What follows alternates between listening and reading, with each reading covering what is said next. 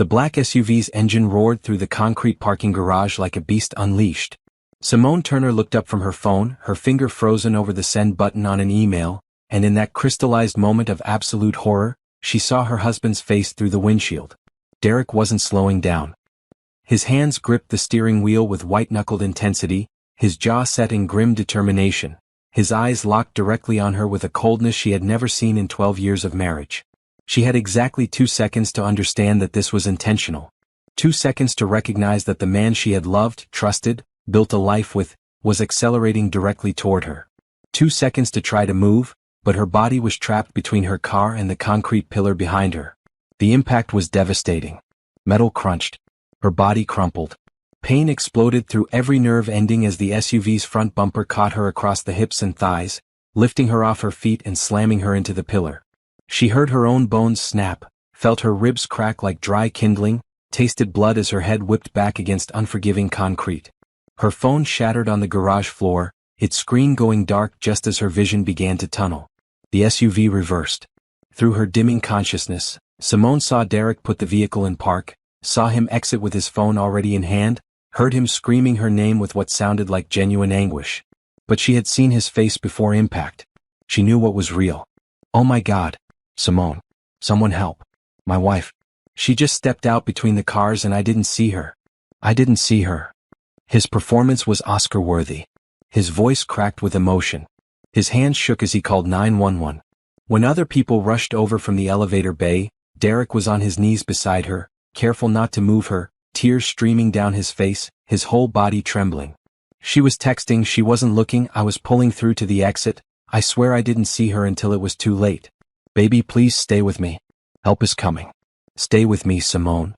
Simone tried to speak, tried to tell the gathering crowd the truth, but her lungs wouldn't inflate properly. Blood filled her mouth. Her vision kept fading in and out.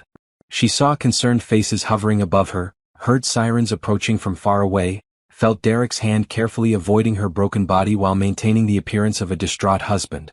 Don't move her, someone instructed. Paramedics are almost here. Is she breathing? A woman asked urgently. Barely, another voice confirmed. This looks bad. Really bad. Derek sobbed convincingly. We've been married 12 years. 12 years. We were supposed to have dinner tonight at Marcello's. Our anniversary is next month. Baby, please, you have to hold on. Through the chaos, Simone's mind clung to one clear thought. He tried to kill me. This wasn't an accident. She had seen his face, seen the calculation, seen him accelerate when he should have braked. But why? Why would Derek want her dead? The paramedics arrived with their equipment and urgent voices. They cut away her clothing, placed a cervical collar around her neck, started IVs in both arms. The pain was unbearable as they shifted her onto a backboard, but she couldn't scream because her lungs wouldn't work right. She heard medical terminology flowing over her like a foreign language: possible internal bleeding, pelvic fracture, multiple rib fractures, head trauma, blood pressure dropping, patient unresponsive to verbal stimuli. Sir, you'll need to follow in your own vehicle, a paramedic told Derek firmly. We need space to work. That's my wife. Derek protested. I should be with her. You can meet us at County General. We need to move now. As they loaded Simone into the ambulance, she caught one more glimpse of Derek. He stood beside his black SUV, his face buried in his hands, shoulders shaking. But when he lifted his head to watch the ambulance doors close, Simone saw something that confirmed her terrible understanding. For just a fraction of a second before he remembered to maintain his mask of devastation, Derek's face was completely blank. No emotion. No fear. No grief. Just cold calculation. The ambulance lurched into motion, sirens screaming. The paramedics worked frantically over her broken body. One kept talking to her, trying to keep her conscious. Simone, can you hear me? Squeeze my hand if you can hear me. That's good. Stay with us. We're almost there. You're going to be okay. Just keep fighting. But Simone wasn't sure she wanted to fight. The pain was overwhelming. The betrayal was worse. Her own husband had tried to murder her in a parking garage, then played the devastated spouse while she lay dying. What kind of monster had she been sharing her life with? What had she missed?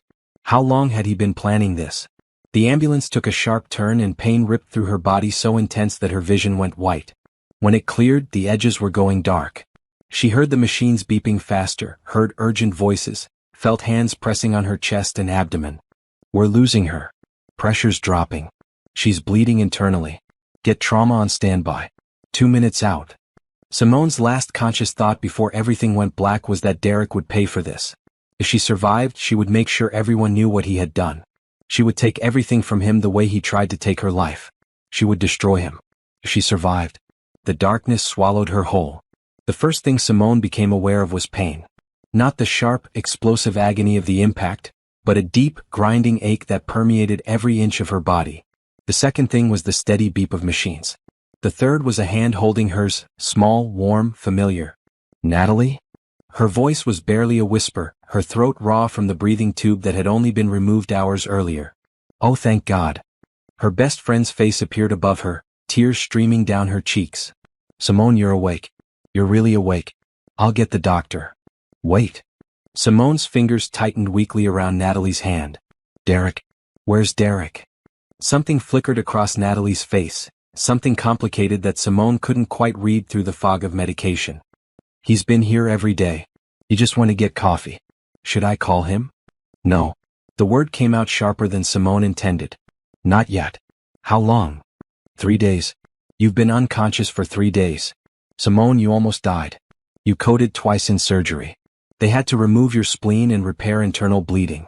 Your pelvis is fractured in 2 places, you have 4 broken ribs, a concussion and significant bruising to your spine. The doctor said it's a miracle you survived. 3 days. Simone closed her eyes, trying to piece together fragmented memories.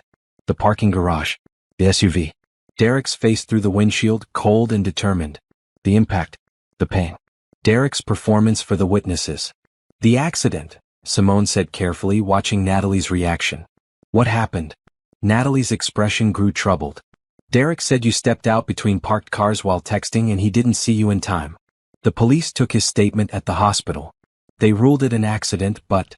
She hesitated. But what? Simone, I know this is going to sound crazy and maybe I'm just being paranoid because I'm scared, but something feels wrong. The way Derek describes it doesn't match the injuries. If you were hit at parking garage speed like 5 or 10 miles per hour, you shouldn't have been hurt this badly. And there's something about the way he talks about it that just feels rehearsed.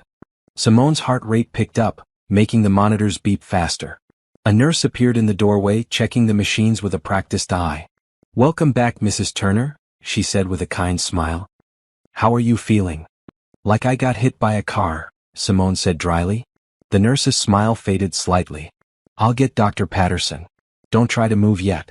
You have a long recovery ahead of you. After the nurse left, Simone looked at Natalie carefully. I need you to listen to me and I need you not to react when Derek comes back. Can you do that? Natalie nodded slowly, her eyes widening. It wasn't an accident. Derek hit me on purpose. I saw his face. He accelerated toward me. He tried to kill me. The color drained from Natalie's face. Simone, I know how it sounds, but I know what I saw. I need you to trust me. I need you to not let on that I remember anything. When Derek comes back, I'm going to pretend my memory is foggy. I need time to figure out why he did this.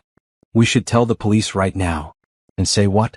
That I remember seeing his face, but there were other witnesses who saw him break too late? It'll be my word against his, and I'm the one on pain medication with head trauma. We need proof. Before Natalie could respond, Derek appeared in the doorway carrying 2 coffee cups. His face transformed instantly into an expression of overwhelming relief and joy. Simone. Baby, you're awake. He rushed to her bedside, setting down the coffee and reaching for her other hand. I've been so worried. I thought I'd lost you. Simone forced herself not to flinch away from his touch. Up close, she could see the dark circles under his eyes, the stubble on his jaw, the rumpled appearance of his clothes. He looked like a man who had been keeping vigil at his wife's bedside for 3 days.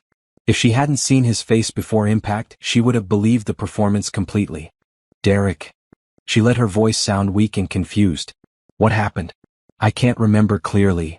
Relief flooded his features. You stepped out into the driving lane while looking at your phone. I was pulling through to exit and I didn't see you until it was too late. God, Simone, I'm so sorry. I've replayed it in my mind 1,000 times. If I had been going slower, if I had been paying more attention, if I had. It wasn't your fault, she interrupted, watching his face carefully.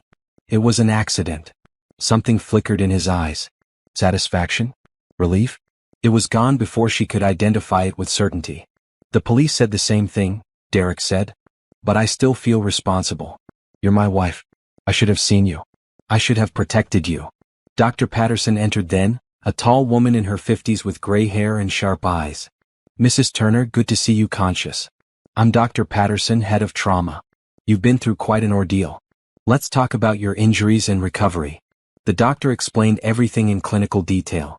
The surgery to stop internal bleeding. The broken bones that would take months to heal. The physical therapy she would need. The possibility of chronic pain. The concussion that could cause memory problems and cognitive difficulties for weeks. Memory problems? Derek asked, his voice carefully concerned. Will she remember the accident? Dr. Patterson looked at Simone thoughtfully. Traumatic brain injuries often result in memory loss around the time of injury. Mrs. Turner, do you remember the accident clearly? It's all fuzzy, Simone lied smoothly. I remember being in the parking garage and then waking up here. She saw Derek's shoulders relax slightly. Over the next hour, various hospital staff came and went. Derek maintained his attentive husband routine perfectly, adjusting her pillows, holding her water cup, asking questions about her care.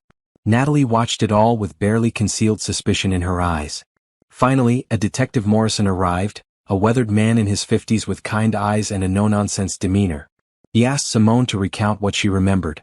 I was in the parking garage, Simone said slowly. I had my phone out. Then I woke up here. Everything in between is blank. Detective Morrison made notes. No memory of the impact itself? No. He nodded, studying her face carefully. Simone had the distinct impression he was trying to determine if she was lying. Well, we've reviewed the security footage from the garage, although unfortunately the camera covering your parking area malfunctioned. We do have footage of Mr. Turner's vehicle entering and exiting the garage at the times he reported. We also have statements from 3 witnesses who heard the impact and came running. All accounts are consistent: an unfortunate accident, poor visibility between the concrete pillars, a distracted pedestrian and a driver who couldn't brake in time. That's it then? Natalie asked sharply. Case closed. Detective Morrison looked at her. Unless Mrs. Turner remembers something different that might change the facts. Do you remember something different, Mrs. Turner? This was Simone's chance. She could tell him the truth right now, could accuse Derek, could start an investigation. But something held her back. The missing security footage. The consistent witness statements. Derek's careful positioning of himself as the devastated husband. She needed more than her word against his. No, she said finally. I don't remember anything different. The detective handed her his card anyway. If your memory returns, call me. Even small details can be important. After he left, Derek let out a breath. I'm glad that's over. The last thing you need is police statements and investigations while you're trying to recover. Yeah, Simone agreed quietly, watching her husband. The last thing I need. 6 months before the parking garage, Simone Turner stood in the conference room of Turner Marketing Solutions, looking out at her team of 25 employees, feeling like the luckiest woman alive. The company she had built from nothing had just secured its biggest contract yet, a 3-year digital marketing partnership with a national retail chain worth $2 million. This is huge for us, she told her team, unable to keep the smile off her face. This is what we've been working toward for 10 years. Every late night, every difficult client, every pivot and adaptation has led to this moment. I couldn't have done this without each one of you. The room erupted in applause. Derek, standing beside her as the company's chief operating officer, pulled her into a hug that seemed genuine and warm. My amazing wife, he said loud enough for everyone to hear. The smartest businesswoman I know. Back then, Simone had felt nothing but love and pride. She and Derek had met 13 years ago at a marketing conference. He had been working for a corporate firm, she had been freelancing and dreaming of building something bigger. Their connection was instant. He believed in her vision. When she started Turner Marketing from their apartment, he had encouraged her to take his last name even though it wasn't his company. We're a team, he had said. What's mine is yours and what's yours is mine. For years it had felt true. Derek had quit his corporate job to join Turner Marketing when the company reached 10 employees. Simone focused on strategy, creativity, and client relationships while Derek handled operations, finances, and infrastructure. They were perfect complements. At home, they cooked dinner together, traveled to exotic locations, hosted game nights with friends. They had decided together not to have children. The business was their baby, they joked. You know what we should think about? Derek had said one evening 2 months before the incident, as they sat in their home office reviewing quarterly reports.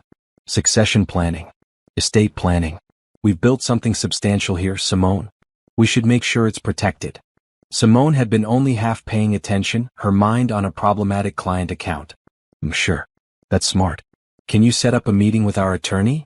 Already done. Patricia Montgomery is coming by the office next week. She'll bring the papers for us to review. You're the best. Simone had kissed his cheek, not noticing the way his smile didn't quite reach his eyes. The meeting with Patricia had been routine, or so Simone thought at the time. Derek and Patricia went through various scenarios.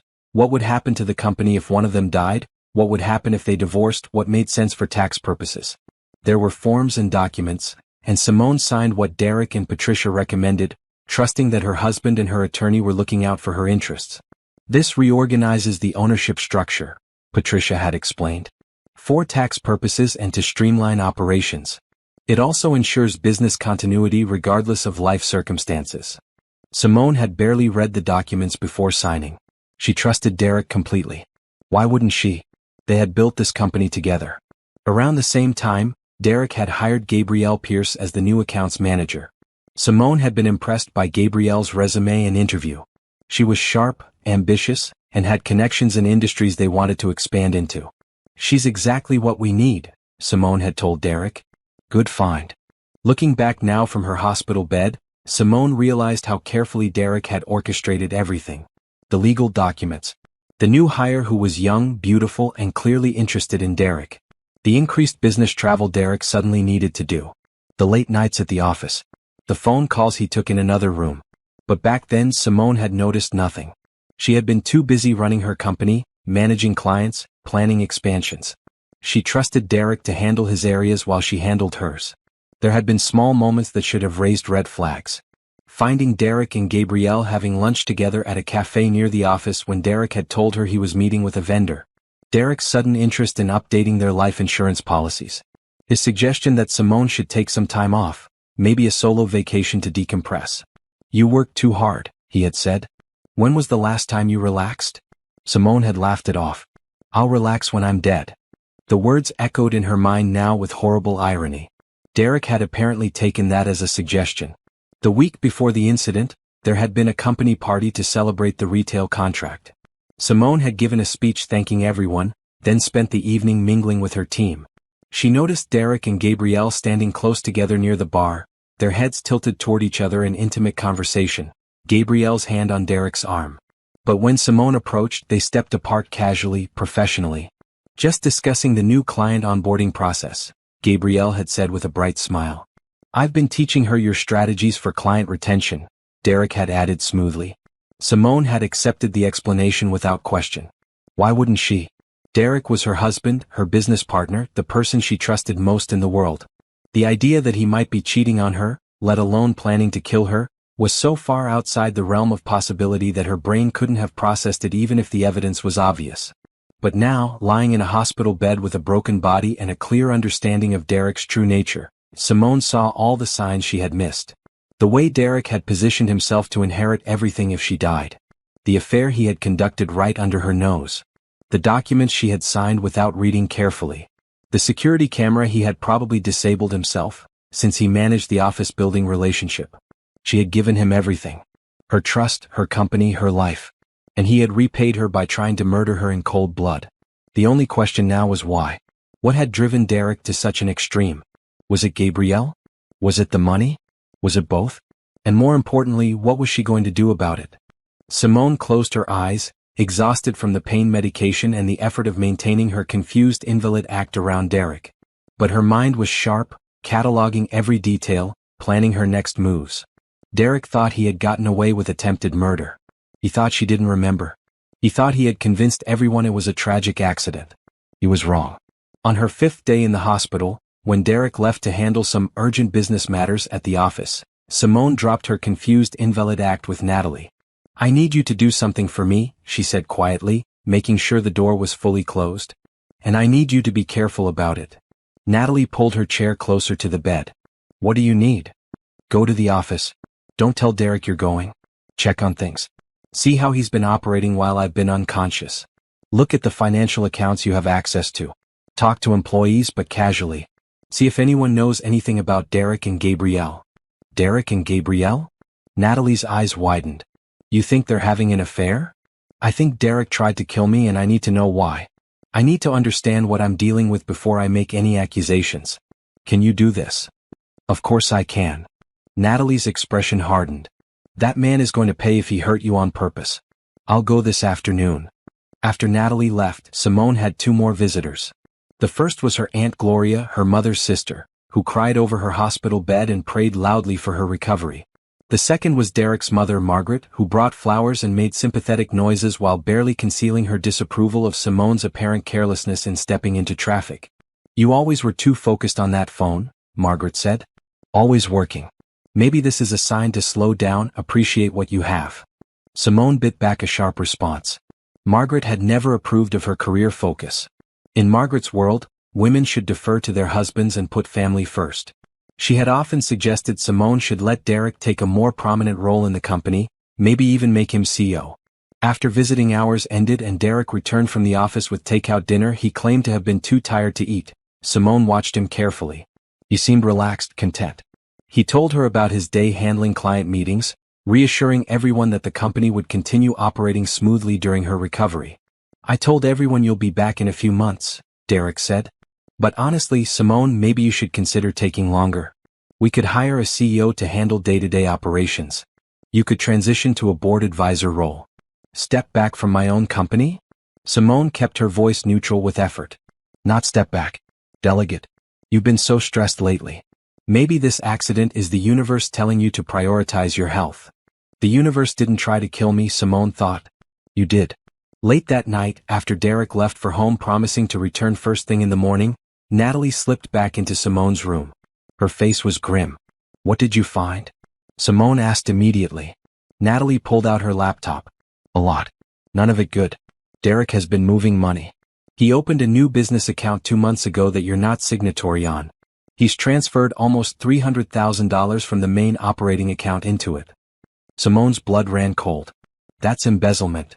It gets worse. Natalie pulled up more documents. I accessed the employee files. Derek and Gabrielle have been taking business trips together for the past 4 months. Same hotels, overlapping rooms. I also found deleted emails in the company server backup. They've been planning something. The emails are careful, nothing explicitly criminal, but there are references to the timeline, and after transition, and new opportunities. Show me. Natalie turned the laptop screen toward Simone. The emails between Derek and Gabrielle were clearly more than professional. They used pet names. They made references to private moments. And buried in the business jargon were suggestions that seemed ominous in retrospect. From Derek to Gabrielle 2 weeks before the incident. Timeline confirmed. Lawyer says everything is in place. Once transition is complete, we can move forward with the merger as discussed. From Gabrielle to Derek 1 week before, are you sure about this? There's no going back once things are set in motion. Derek's response, it's the only way. We've planned carefully. Trust the process. What merger? Simone asked. I never approved any merger. That's the other thing. Natalie pulled up more documents. Derek has been in negotiations with Bright Sky Digital, that marketing firm in Seattle. They want to acquire Turner Marketing. Derek has been handling the talks without telling you. Simone felt sick. Derek wasn't just having an affair. He was planning to sell her company out from under her. But that didn't explain attempted murder unless. The ownership structure, Simone said suddenly. Those documents I signed with Patricia Montgomery. Natalie, I need you to get Patricia on the phone tomorrow. I need to know exactly what I signed. Already ahead of you. Natalie pulled out her phone. I made copies of everything I could access. I'm taking them to a forensic accountant friend tomorrow. But Simone, there's something else. What? I talked to security at our office building. The camera in the parking garage where you were hit? It didn't malfunction. Derek asked to have it taken offline for maintenance, the day before your accident. He signed the work order himself. The pieces clicked into place with horrifying clarity. Derek had disabled the security camera. He had positioned himself to inherit or control the company. He had an affair partner waiting in the wings. And he had tried to kill her because divorce would have split assets, while her death as his wife would give him everything. We need to go to the police, Natalie insisted. Not yet. We need more proof. Right now it's all circumstantial. Derek can explain away the money transfers as business decisions. He can claim the affair is recent, started after my accident when he was vulnerable and seeking comfort. He can say he wanted to surprise me with the merger negotiations. The disabled camera could be explained as coincidence. We need something concrete that proves intent. The neighboring business, Natalie said suddenly. The one next to our building. They have external security cameras. Detective Morrison mentioned them. Maybe they caught footage of the parking garage. Hope flickered in Simone's chest. Can you find out? I'll go first thing in the morning. After Natalie left, Simone lay awake despite the pain medication, her mind racing. Derek thought he had been so clever. He thought she was just another woman blinded by love and trust. He thought he could kill her and take everything she had built. He thought wrong. Patricia Montgomery arrived at the hospital 3 days later with a briefcase full of documents and an expression of professional concern. Simone had been moved to a regular room by then, no longer needing intensive monitoring. Derek was at the office, giving Simone privacy for the meeting she had requested. Mrs. Turner, Patricia said carefully, your friend Natalie mentioned you had questions about the estate planning documents we executed 6 weeks ago. I want to know exactly what I signed, Simone said bluntly. Explain every document to me like I've never seen them before. Patricia set her briefcase on the rolling table and pulled out a thick file. There were 3 main documents. The first was a new operating agreement for Turner Marketing Solutions, restructuring the ownership percentages. The second was an update to your personal will. The third was a spousal property agreement. Start with the operating agreement. Patricia pulled out the document Simone had signed so carelessly 6 weeks ago. As she read through it now with clear eyes, the betrayal took her breath away. You signed over 70% ownership of Turner Marketing Solutions to Derek Turner, Patricia explained, retaining 30% for yourself. The agreement states this was done for tax optimization and to reflect Derek's increased operational responsibilities as COO. 70%. Simone's voice was hollow. I gave him majority ownership of my company. Your company that you built together, Patricia corrected gently. From a legal standpoint, since you're married and he's been COO for 5 years, the courts would view this as a jointly built enterprise regardless of whose name is on the initial paperwork. He manipulated me into signing this. Patricia's expression grew troubled. Mrs. Turner, I have to ask. When we went through these documents, you seemed clear-headed and willing. You signed without any coercion that I witnessed. Are you suggesting? I'm suggesting my husband convinced me to sign over my company under false pretenses, then tried to kill me a few weeks later. Simone watched Patricia's face pale. I assume he paid you well for your assistance? I was paid my normal fee, and I had no knowledge of any criminal intent. Mrs. Turner, if you're making serious accusations, I need to inform you that anything I did was above board legally. Your signature is notarized. You were competent when you signed. The documents are legally binding. Even if obtained through fraud? You would need to prove fraud. That Derek intentionally misrepresented the nature of the documents or their purpose. That's a high legal bar. Simone felt her hope cracking. So even though he tried to kill me for a company I already gave him, I can't undo the transfer? You could file a lawsuit to void the agreement based on fraud and coercion. You would need evidence that Derek knew at the time of signing that he intended to harm you. That he obtained your signature specifically to position himself for your death. Without clear evidence of intent, you're looking at a difficult case. What about the will? Patricia pulled out the second document.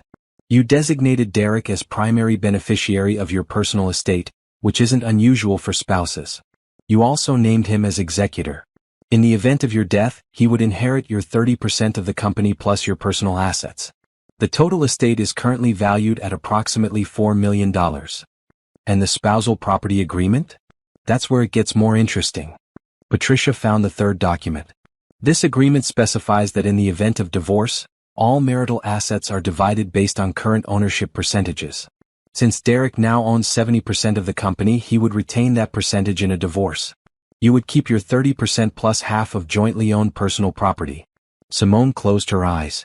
Derek had been planning this for months. If she divorced him, he would keep most of her company. If she died, he would inherit everything. Either way, he won. There is one thing, Patricia added carefully. If Derek were convicted of a crime against you, specifically attempted murder or murder, most states have laws preventing killers from profiting from their victims' estates. The ownership transfer might be voidable under those circumstances. But you would need a criminal conviction first. Then that's what I'll get. After Patricia left, Natalie returned with news. Her expression was grim but determined. The business next door is a law firm. They have excellent security cameras covering their parking lot and part of our garage. The footage is stored on a secure server for 90 days. I talked to their office manager, explained you'd been in an accident, and asked if they had footage from that day. And? She said they couldn't release it without a subpoena or police request, but she confirmed it exists. Detective Morrison needs to request it officially as part of an investigation. He closed the investigation. He ruled it an accident. Then you need to give him a reason to reopen it. Natalie pulled out her laptop. I have financial records showing Derek embezzling money. I have emails suggesting he and Gabrielle were planning something. I have proof he disabled the security camera. I have documentation showing he restructured the company ownership right before your accident. That's enough to establish motive and premeditation. Simone took a deep breath. This was it. Once she went to Detective Morrison with this evidence, there was no going back. Derek would know she remembered everything. He would know she was coming for him. He might try to hurt her again or he might run. But she couldn't live like this, pretending and waiting while her would-be killer played the devoted husband. Call Detective Morrison, Simone said. Tell him I remember something about the accident. Tell him I need to speak with him privately without Derek present. Are you sure you're ready for this? I've been ready since the moment Derek tried to kill me. Now I finally have the ammunition to fight back. Detective Morrison arrived within 2 hours. He asked Natalie to wait outside and closed the door before sitting in the chair beside Simone's bed. Mrs. Turner, your friend said you remembered something about the accident? It wasn't an accident. Simone met his eyes steadily. My husband accelerated deliberately toward me. I saw his face clearly before impact. He tried to murder me. Morrison didn't look as surprised as she expected. He pulled out a notebook and clicked his pen. Tell me everything.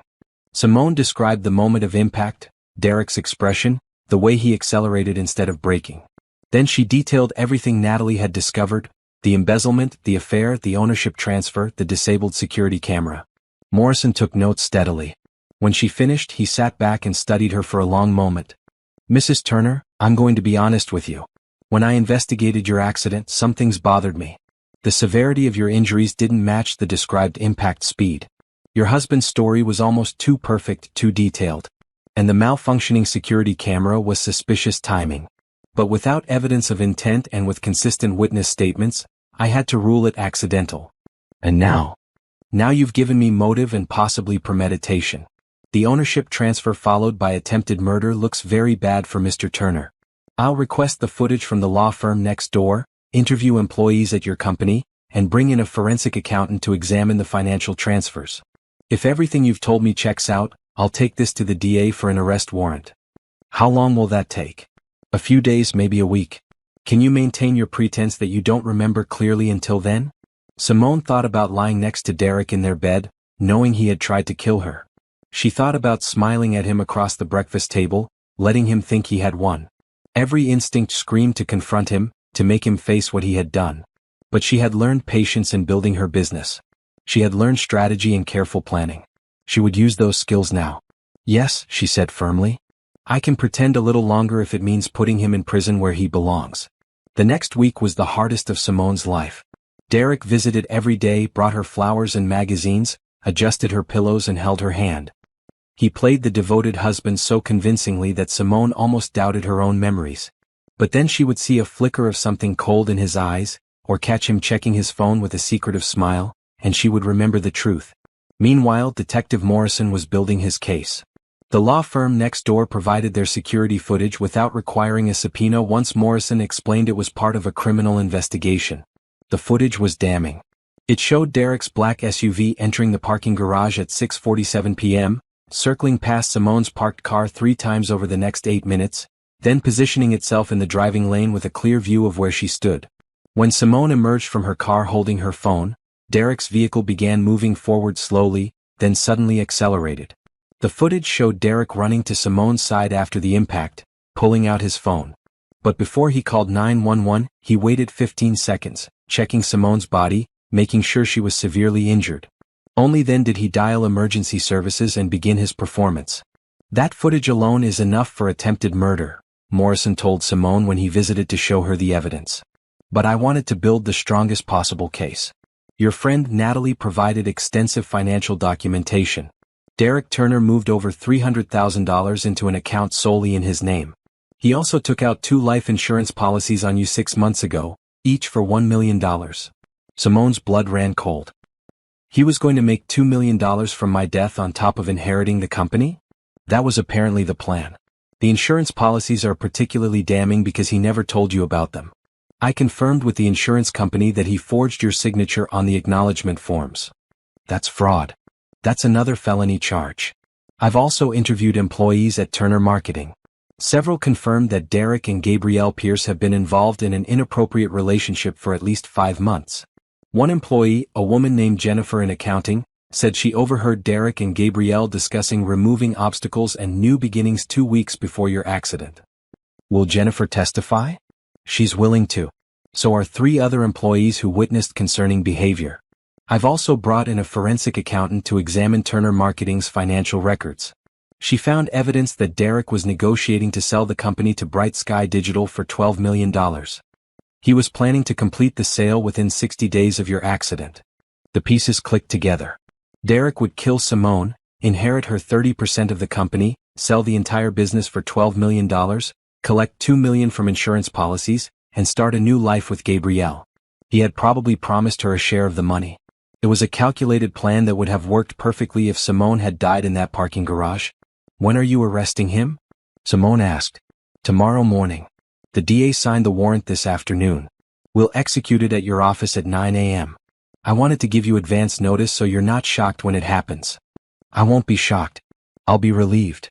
Morrison hesitated. Mrs. Turner, I need to warn you about something. When we arrest Derek, he's going to realize you remember everything. He's going to know you're the source of all this information. He'll be denied bail given the attempted murder charge, but I need to make sure you're protected. Is there somewhere safe you can go when you're released from the hospital? My Aunt Gloria has a house outside the city. I can stay with her. Good. I'm also going to recommend a restraining order. And I'd suggest you hire private security for a while, just to be safe. After Morrison left, Simone sat alone in her hospital room trying to process everything. Tomorrow Derek would be arrested. Tomorrow everyone would know the truth. Tomorrow her life would change forever. She called Natalie with the news. Oh, thank God, Natalie breathed. I've been so scared that he would hurt you again. Are you okay? How do you feel about all this? Honestly, I feel vindicated. And terrified. And angry. Derek tried to kill me for money.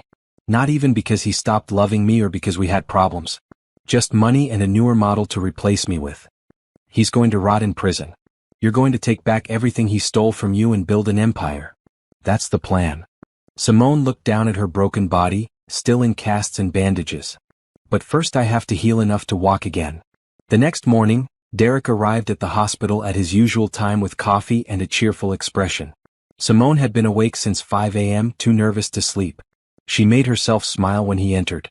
Morning, baby, Derek said, kissing her forehead. I brought your favorite latte. How are you feeling today? Better. It wasn't a complete lie. Physically, she was improving slowly. Emotionally, she was about to feel much better. When do you think I can go home? Dr. Patterson said maybe another week if your recovery continues well. I've been preparing the house for you. I hired a home health nurse to help during the day when I'm at work. That's thoughtful. Simone watched Derek pull out his phone to check messages. Everything okay at the office? Fine. We secured 2 new clients this week. The team is really stepping up. Derek smiled. We're going to be okay, Simone. The company, us, everything. This accident was scary, but we're going to come through it stronger. Simone wanted to laugh at the irony. Accident. As if he hadn't deliberately tried to kill her. Derek's phone rang. He glanced at the screen and frowned. It's the office. I should take this.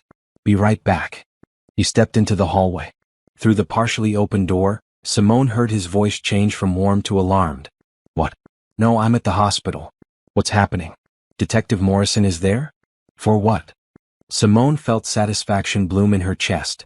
They were arresting him at the office just as Morrison had planned. Derek would be cuffed in front of all their employees, in front of Gabrielle, in front of everyone who had believed his lies. Derek rushed back into the room, his face pale. Simone, something's happening at the office. The police are there. They're asking for me. I have to go. What's wrong? I don't know. Jennifer from accounting just called. She said Detective Morrison showed up with a warrant. Derek grabbed his jacket, his hands shaking slightly. I'm sure it's just a misunderstanding. Maybe something about the accident investigation. I'll call you as soon as I know what's happening. Okay. Simone kept her voice neutral. Be careful. Derek kissed her quickly and rushed out. Simone counted to 60, then called Natalie. It's happening, she said simply. I know. I'm at the office. The police just arrived. Derek's on his way. Simone, everyone's gathered in the main workspace. This is going to be very public. Good. I want everyone to know what he did. 30 minutes later, Natalie called back. Her voice was shaking with emotion. They arrested him. Derek walked in and Detective Morrison read him his rights in front of the whole company. Attempted murder, fraud, embezzlement. Derek tried to deny everything, said it was a mistake, that his wife was confused from her head injury. Then Morrison showed him the security footage on a tablet. Simone, I watched Derek's face when he saw himself accelerating toward you. All the color drained out. He knew he was caught. What about Gabrielle? They arrested her too. Conspiracy to commit murder. Turns out those emails Natalie found were enough to charge her as an accomplice. She was crying and screaming that she didn't know Derek would actually hurt you, that she thought it was just talk. Do you believe her? No. She knew exactly what she was getting into. Simone hung up and lay back against her pillows. It was done. Derek was in custody. The truth was out.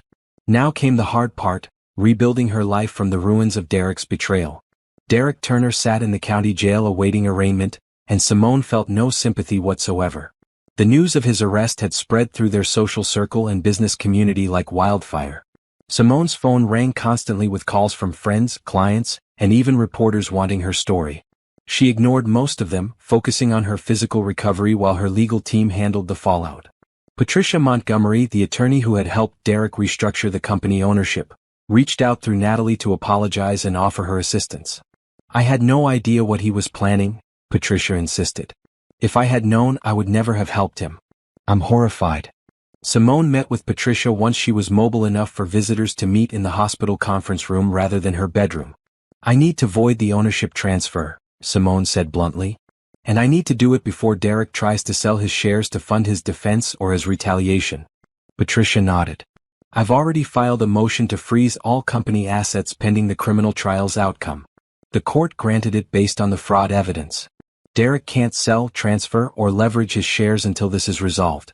I've also filed a separate civil suit to void the ownership transfer based on fraud, forgery of insurance documents, and his criminal intent at the time you signed. What are our chances? Excellent. The insurance fraud alone proves Derek was intentionally deceiving you at the time of the ownership transfer. Add in the attempted murder charge and the timeline of events, and we can demonstrate clear fraudulent intent. I expect the civil court will rule in your favor within 3 months. And in the meantime? In the meantime, you maintain operational control as the company's founder and CEO. I've prepared documents removing Derek from all company accounts and decision-making authority. He's effectively suspended pending the criminal trial outcome. The arraignment was scheduled for 2 weeks after Derek's arrest. Simone couldn't attend in person, she was still in a wheelchair and barely mobile, but Morrison arranged for her to watch via video link from the hospital. Derek appeared in an orange jumpsuit, his usual confidence gone. He looked thin and exhausted with dark circles under his eyes. His attorney, a slick defense lawyer named Robert Chin, I can't use Chin. His attorney, Robert Phillips, stood beside him arguing for bail. Your Honor, my client is a respected businessman with deep ties to this community. He has no prior criminal record. He's not a flight risk. His wife is recovering well from her injuries and there's no ongoing danger. The prosecutor, a sharp woman named Amanda Rodriguez, stood to respond. Your Honor, the defendant attempted to murder his wife in cold blood for financial gain. He disabled security cameras, forged insurance documents, and embezzled hundreds of thousands of dollars from their jointly owned business. He has $2 million in life insurance policies he fraudulently obtained on the victim. This wasn't a crime of passion. It was premeditated, calculated murder for profit. He poses an extreme danger to Mrs. Turner. The state requests he be held without bail. The judge, a stern older man named Harold Walsh, reviewed the case file silently before speaking. Mr. Turner, the evidence against you is substantial. Security footage clearly shows your vehicle accelerating toward the victim. Financial records establish motive. Witness testimony supports premeditation. Given the severity of the charges and the danger you pose to the victim, bail is denied. You will remain in county custody until trial. Derek's face crumpled. He looked toward the camera, toward where he knew Simone was watching, and for just a moment his mask fell completely. The hatred in his eyes was chilling. You'll regret this, Derek mouthed silently. Simone felt no fear. Only cold satisfaction. Gabrielle Pierce's arraignment followed immediately after. She looked worse than Derek, her usual polished appearance replaced by smeared makeup and a wrinkled jail uniform. Her attorney tried to argue that Gabrielle was merely Derek's mistress, unaware of his criminal plans. My client engaged in an inappropriate relationship with a married man, which she deeply regrets. But she had no knowledge of Mr. Turner's intentions toward his wife. The emails referenced in the charges are being taken out of context. Ms. Pierce never agreed to participate in murder or fraud. Amanda Rodriguez wasn't buying it. Your Honor, the defendant and Mr. Turner exchanged over 200 emails discussing their plans for, after the transition. They took business trips together funded with embezzled money. Ms. Pierce met with executives at Bright Sky Digital to discuss the merger Mr. Turner was negotiating without his wife's knowledge. She was integral to the planning and stood to benefit financially from Mrs. Turner's death. This wasn't an unknowing affair partner. This was a co-conspirator. Gabrielle's bail was set at $500,000, which she couldn't meet. She would also remain in jail until trial. After the arraignments, Detective Morrison visited Simone at the hospital. How are you holding up? He asked. Better than Derek and Gabrielle. Simone managed a small smile. Thank you for believing me. For investigating thoroughly. It's my job. But I'll admit, when you first told me your husband tried to kill you, I was skeptical. Domestic violence cases are tricky because emotions run high and memories can be unreliable. But the evidence you and your friend gathered was solid. You did most of the detective work yourself. I had strong motivation. Morrison pulled out his notebook. I wanted to update you on the investigation. We've expanded our scope. The forensic accountant found evidence that Derek has been embezzling from the company for over 18 months, not just 6 months. The total is closer to $700,000. He funneled it through fake vendor accounts and inflated expense reports. Simone's fury blazed hotter. He stole from me for a year and a half while planning to kill me? It looks that way. We've also discovered he's been planning this for longer than we initially thought. Derek contacted the insurance company about policies on you 8 months ago. He researched divorce lawyers and asset division laws. He's had tabs open on his browser for months about how to disable security cameras and stage accidents. Premeditation. Extensive premeditation. The DA is confident we can get a conviction on all charges. Derek is looking at 15 to 25 years for attempted murder alone, plus additional time for fraud, embezzlement, and insurance fraud. And Gabrielle? She's attempting to negotiate a plea deal, offering to testify against Derek in exchange for a reduced sentence. The DA is considering it because Gabrielle's testimony would strengthen our case. She can detail Derek's plans from his own words, establish the affair timeline, and confirm his motive. Simone thought about Gabrielle, young and ambitious, who had helped Derek plan her murder. Part of her wanted Gabrielle to serve serious time. Another part just wanted this entire nightmare to be over. Whatever gets Derek the longest sentence, Simone said finally. That's what I want. The trial was set for 6 months away. In the meantime, Simone focused on healing. She spent 3 more weeks in the hospital before being released to her Aunt Gloria's house outside the city. Physical therapy was grueling. Learning to walk again with a fractured pelvis was excruciating. But Simone pushed through the pain with the same determination that had built her company. She also had work to do. Turner Marketing Solutions needed its founder back. From her aunt's house, Simone began reasserting control. She video called into meetings, reviewed accounts, met with clients via Zoom. She promoted Natalie to COO, filling the role Derek had vacated. I don't have Derek's operational experience, Natalie protested. No, but you have integrity. You have loyalty. You'd never try to kill me and steal my company. That's worth more than experience. The company rallied behind Simone. Employees who had wondered about her lengthy absence learned the truth and were horrified. Several came forward with additional information about Derek's suspicious behavior. The accounting department found more evidence of embezzlement. The sales team revealed Derek had been making deals that favored Bright Sky Digital in preparation for the merger. Simone fired everyone who had been loyal to Derek. She restructured the company culture around transparency and ethical practices. She personally called every client to explain the situation and reassure them that Turner Marketing was stronger than ever. "You survived an attempted murder and you're back running the company 2 months later?" One client marveled. "That's the kind of resilience we want in our marketing partner." Business actually grew. Clients appreciated Simone's strength. The story of her survival inspired people. Articles appeared in business magazines about her comeback. Turner Marketing's revenue increased 30% in 3 months. Derek's lawyer tried to use this against him, claiming Simone couldn't have been that traumatized if she was running a successful company. Amanda Rodriguez shut that down fast.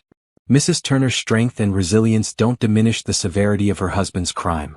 She survived despite his attempt to murder her. Her success is evidence of her character, not evidence of his innocence. As the trial date approached, Simone felt ready. She had healed physically. She had rebuilt her company. She had processed the betrayal enough to face Derek in court without falling apart. She was ready for justice. 6 months after the parking garage, Simone Turner walked into the courthouse without assistance. She still had a slight limp that would probably never completely disappear, and standing for long periods caused pain in her pelvis, but she was alive and mobile and ready to testify. The trial lasted 3 weeks.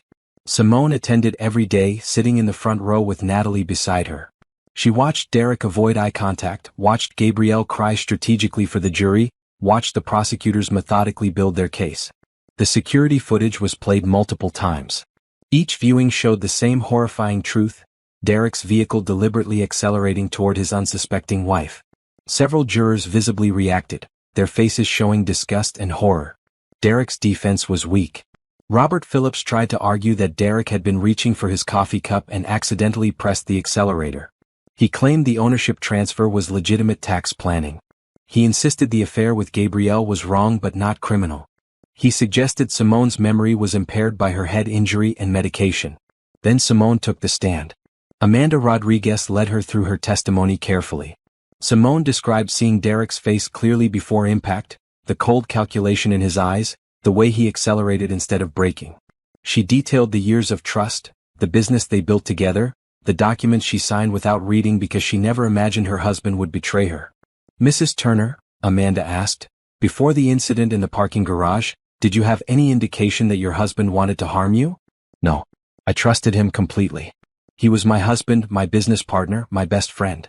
I gave him access to everything because I never imagined he would use it against me." "When you signed the documents transferring ownership of Turner Marketing, did you understand you were giving your husband majority control of your company?" "No. He presented it as tax planning and estate organization. I didn't read the documents carefully because I trusted him. Looking back, I realize he manipulated me into signing away my life's work so he could kill me and take everything." During cross-examination, Robert Phillips tried to make her seem vindictive. "Mrs. Turner, isn't it true that you've profited from your husband's arrest? Your company's revenue has increased significantly. You've received substantial media attention. Some might say you have motivation to exaggerate what happened." Simone met his eyes steadily. "My husband tried to kill me. I have medical records documenting my injuries. I have security footage showing the attempted murder. I have financial records proving his embezzlement and fraud. These are facts, not exaggerations. And yes, my company is doing well because I worked incredibly hard to rebuild it while recovering from broken bones and internal bleeding. Derek didn't just try to take my life. He tried to destroy everything I built. The fact that I survived and succeeded despite his attempts doesn't make his crimes less serious." The jury seemed moved by her testimony. Several jurors nodded, appearing to empathize with her ordeal. Gabrielle Pierce testified next as part of her plea agreement. She admitted to the affair and to helping Derek plan the business merger. But she claimed Derek had never told her about the attempted murder plan. "He told me Simone would agree to the merger eventually," Gabrielle said tearfully. "He said she was just stressed and once she took some time off, she'd see it was the best decision for everyone. I never knew he was planning to hurt her. Never." Amanda Rodriguez tore into that claim during questioning. "Miss Pierce, you sent an email to Mr. Turner 1 week before he attempted to murder his wife. In that email you wrote, 'Are you sure about this? There's no going back once things are set in motion.' What were you referring to?" "The merger. I was asking if he was sure about the merger. Not about murdering his wife? No. I would never go along with murder. Yet you benefited from the embezzled money. You took luxury trips with Mr. Turner funded by money stolen from Mrs. Turner's company. You participated in meetings about selling a company that wasn't yours to sell. You were intimately involved in every aspect of Mr. Turner's plan except the actual murder attempt, which you claim to know nothing about. How convenient. Gabrielle's testimony was unconvincing. The jury looked skeptical. Derek chose not to testify, which Amanda Rodriguez pointed out in her closing argument was essentially an admission of guilt. She summarized the evidence: the video footage, the financial records, the disabled security camera, the insurance fraud, the affair, the embezzlement, the ownership transfer. Ladies and gentlemen of the jury, Derek Turner is guilty of the most calculating crime imaginable. He married Simone Turner. He helped build her company. She trusted him with everything. And he repaid that trust by systematically stripping away everything she had: her money, her business, her security, before attempting to strip away her life. He disabled security cameras. He forged insurance documents. He embezzled hundreds of thousands of dollars. He manipulated his wife into signing away her company. And then he tried to murder her in cold blood for financial gain. This wasn't an accident. This wasn't a crime of passion. This was premeditated attempted murder for money. Derek Turner deserves the maximum sentence. The jury deliberated for 7 hours. When they returned, their verdict was unanimous. Guilty on all counts. Simone felt tears streaming down her face, but they were tears of relief, not sadness. Derek was convicted. He would go to prison. He would never hurt her again. Sentencing came 2 weeks later. Derek received 15 years for attempted murder, 5 years for fraud, 3 years for embezzlement, and 2 years for insurance fraud, with the sentences running consecutively. 25 years total. With good behavior, he might be released in 18 years when he would be 62 years old. Gabrielle received 5 years for conspiracy and fraud as part of her plea deal. She would serve 3.5 with good behavior. At sentencing, the judge allowed Simone to give a victim impact statement. She stood at the podium, facing Derek directly for the first time since the trial began. Derek, you tried to destroy me. You tried to take my life, my company, my independence. You spent months planning how to murder me and profit from my death. You disabled cameras, forged documents, and embezzled money. You looked me in the eye and told me you loved me while planning my funeral. Derek stared at the table in front of him, refusing to meet her gaze. But you failed, Simone continued, her voice growing stronger. I survived. And not only did I survive, I thrived. My company is more successful than ever. I've helped other women escape domestic violence situations through my foundation. I've rebuilt my life into something better than what you tried to destroy. You spent months planning to take everything from me, but in the end, I took everything from you. Your freedom. Your reputation. Your future. You will spend the next 2 decades in prison while I live the life you tried to steal. Finally, Derek looked up. The hatred in his eyes was profound, but Simone felt no fear. Only pity. I hope you use your time in prison to reflect on what you did and why, Simone said. I hope you find whatever redemption is possible for someone who tried to murder his wife for money. But whether you do or not is no longer my concern. You're no longer part of my life. You're just a criminal serving a well-deserved sentence. Goodbye, Derek. She turned and walked away, her slight limp barely noticeable, her head held high. Outside the courthouse, reporters swarmed with questions. Simone gave a brief statement. Justice has been served. Derek Turner will spend the next 25 years in prison for his crimes against me. I'm grateful to Detective Morrison, the prosecutor's office, and everyone who supported me through this ordeal. Now I'm focused on moving forward with my life and my business. Thank you. Natalie drove her back to her new apartment. She had sold the house she shared with Derek and found a bright, modern condo in a different part of the city. As they drove through evening traffic, Simone felt lighter than she had in months. How are you feeling? Natalie asked. Free, Simone said simply. For the first time since the parking garage, I feel completely free. That evening, Simone had dinner with her physical therapist, Jordan Hayes, who had become a good friend during her recovery. He had been at the trial today, sitting in the back row offering moral support. You were amazing on the stand, Jordan said over Thai food at a restaurant near Simone's apartment. Strong and dignified. I was so proud of you. Thank you for being there. It helped knowing I had people who cared in the courtroom. Jordan hesitated, then said carefully, Simone, I know the timing might not be right, and if I'm overstepping just tell me. But I'd like to take you to dinner sometime. A real dinner, not just two friends grabbing food. A date. Simone looked at Jordan across the table. He was handsome in an understated way, with warm eyes and an easy smile. He had been kind to her during her physical therapy without ever making her feel weak or pitted. He had attended her trial without being asked. He treated her like a person, not a victim. "I'd like that," Simone said. "But I need to take things slowly. I'm not ready to jump into anything serious." "Slow is good. I'm patient. We can take as much time as you need." They smiled at each other, and Simone felt the tiniest spark of hope for the future. She had survived attempted murder. She had rebuilt her company. She had put her would-be killer in prison. Now maybe she could learn to trust again. Not blindly like before, but carefully, with eyes open and boundaries clear. She was ready for the next chapter of her life. 1 year after the parking garage incident, Simone Turner stood in front of the mirror in her bedroom and barely recognized herself. Not because she looked worse. If anything, she looked better than she had before Derek's betrayal. But she was fundamentally different. Stronger. Wiser. Less trusting but more confident. The physical scars had faded. The limp was barely noticeable unless she was very tired. The emotional scars were still healing, but therapy had helped. She saw a counselor twice a week who specialized in trauma recovery and domestic violence. The work was difficult but necessary. "You can't build a healthy future on an unhealed foundation," her therapist had told her. "You need to process what happened, understand why you missed the red flags, and learn to trust your instincts again." Turner Marketing Solutions had flourished beyond Simone's expectations. With Derek's embezzled money recovered and the company fully under her control again, she had expanded aggressively. 3 new offices in Los Angeles, Austin, and Miami. 50 employees instead of 25. Annual revenue projected to hit $15 million by year-end. Natalie had proven herself as an excellent CEO.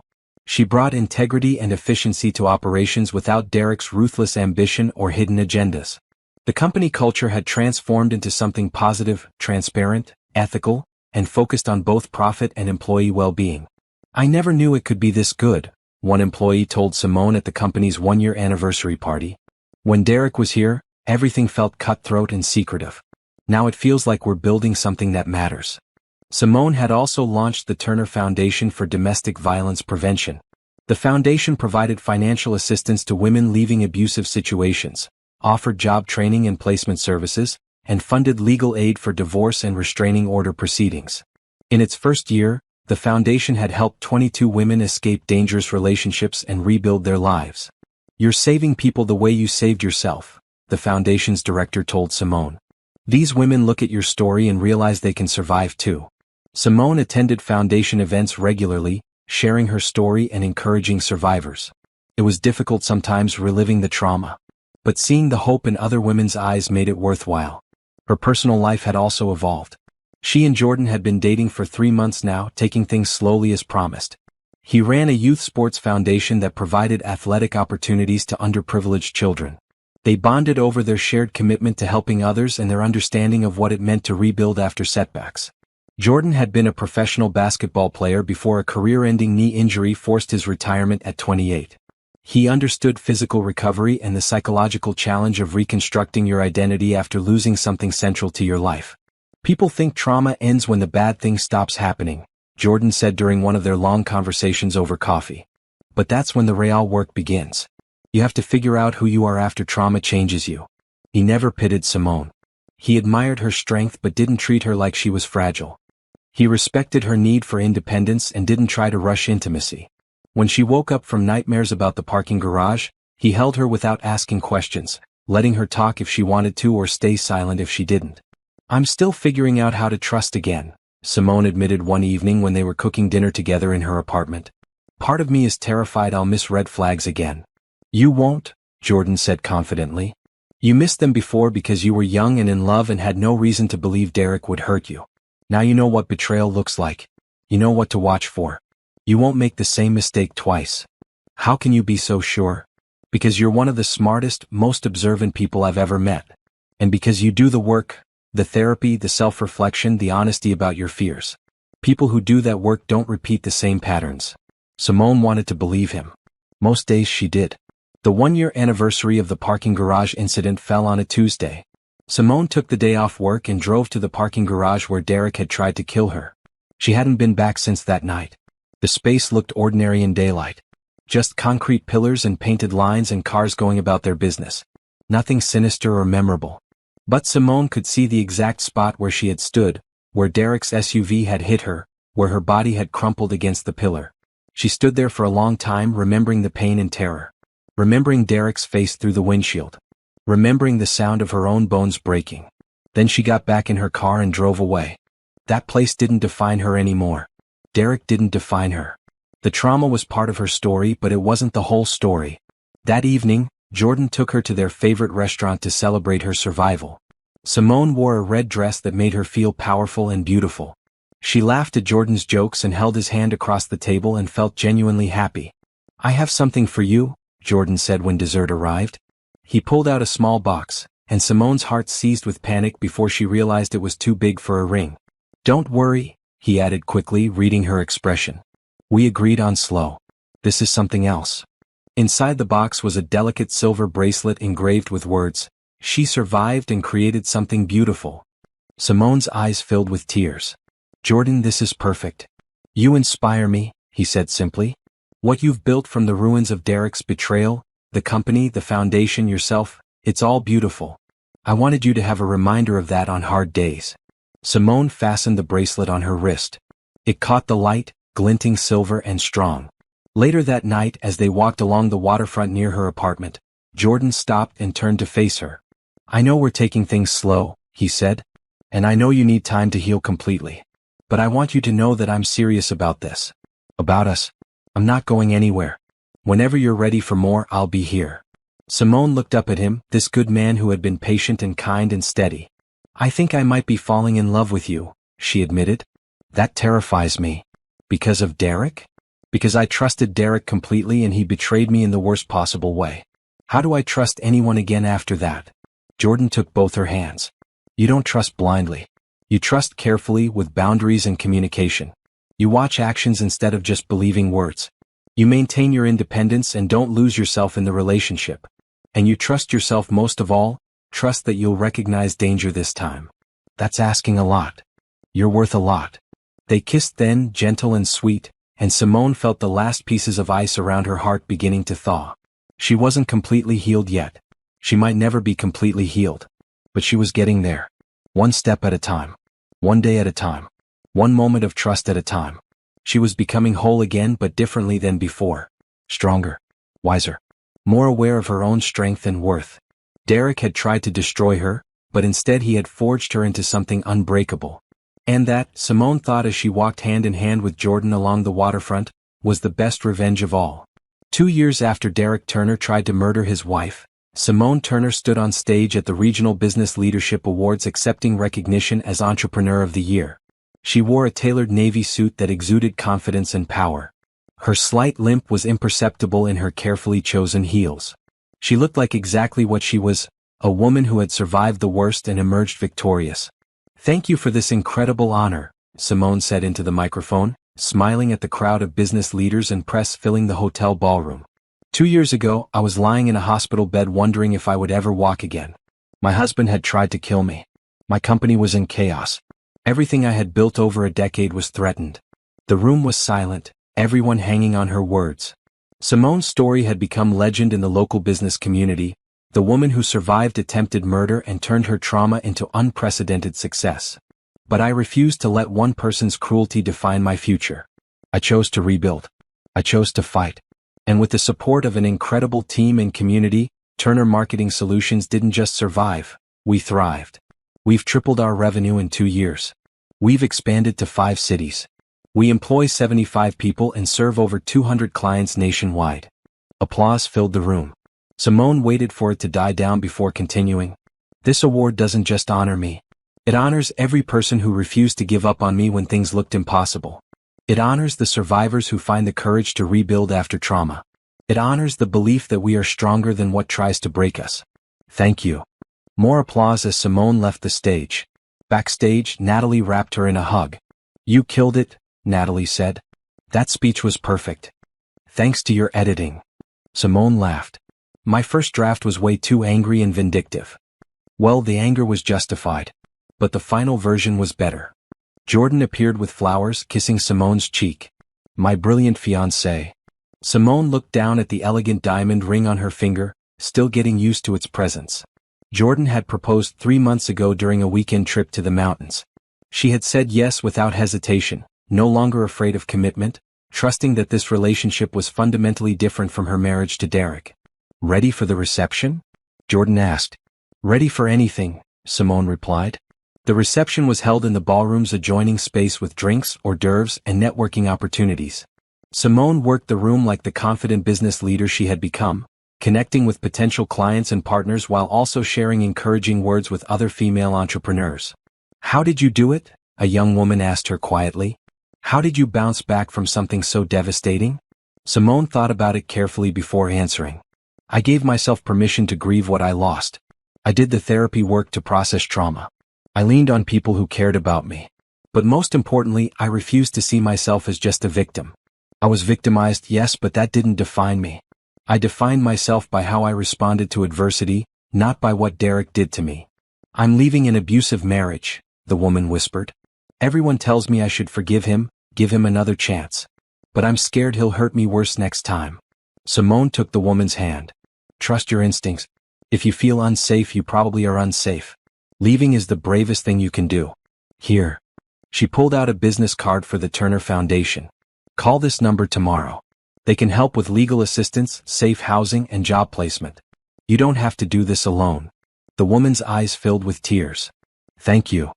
Thank yourself for having the courage to leave. That's the hardest part. Later that evening, back at the home she now shared with Jordan, a beautiful house in the suburbs with a yard for the dog they were planning to adopt, Simone reflected on how far she had come. Turner Marketing Solutions was worth triple what it had been worth under Derek's partial ownership. The company culture was positive and ethical. Employees stayed long-term because they felt valued. Clients trusted Simone's integrity. The business was built on a foundation of honesty instead of lies. The Turner Foundation had helped 53 women in 2 years, providing over $200,000 in direct assistance and countless hours of legal aid and job training. 3 of those women now worked for Turner Marketing. 2 had started their own businesses with microloans from the foundation. Simone's personal life was fulfilling in ways she never experienced with Derek. Jordan was her equal partner, not her superior or subordinate. They made decisions together. They communicated openly. They maintained separate interests and identities while building a shared life. Jordan never tried to control her or diminish her success. He celebrated her victories as his own. Do you ever regret not pursuing a harsher sentence for Derek? Jordan asked one evening when they were discussing the upcoming wedding. He got 25 years, but with good behavior he could be out in 18. Simone thought about it. Derek was 52 years old now, sitting in a medium-security prison, his reputation destroyed, his freedom gone, his elaborate plans turned to ashes. By the time he was released, he would be elderly with a felony record that would make rebuilding difficult. No, she said finally. Derek didn't just lose 18 or 25 years. He lost everything that mattered to him: power, money, status, freedom, the woman he betrayed me for. Every day he spends in prison, he knows that I'm out here thriving without him. That's a better punishment than any judge could impose. He tried to take everything from you and you took everything from him instead. Exactly. That's justice. One Saturday afternoon, Simone did something she had been avoiding for 2 years.